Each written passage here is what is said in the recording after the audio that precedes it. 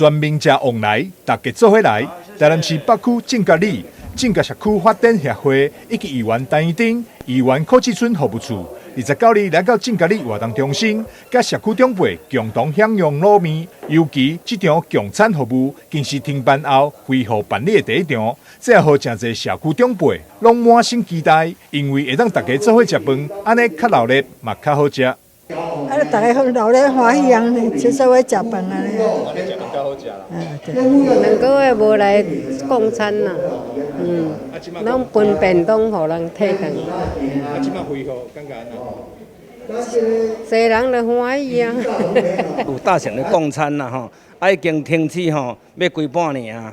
即马就是讲疫情，即马有较有咧降温啦吼，所以讲吼，阮大型的共餐啊，就有法选伫3月29日吼，正式吼要来共餐。伫共餐现场桌顶，会当看到一盘盘切好的旺来，要来请社区民众享用。原来这是里长吴同志为了挺农民，特别去采购的。要食旺来挺农民，就是讲全部今仔有来共餐的长辈，全部拢会送伊一个，还佫有现场咧食。这就是讲会当第一会当照顾咱长辈，第二会当照顾农民。发展协会啦会当结合里长，大家做伙办这活动。甲咱的农民你要看咱社区今仔的共餐啦每一个都拢旺来食这心里足好的。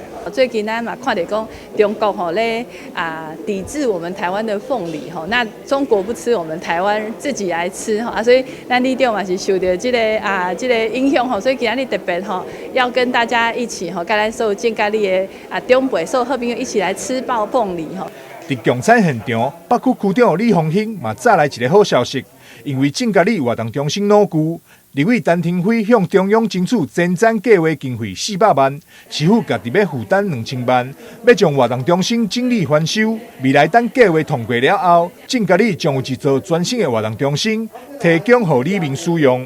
台南新闻张硕维采访报道。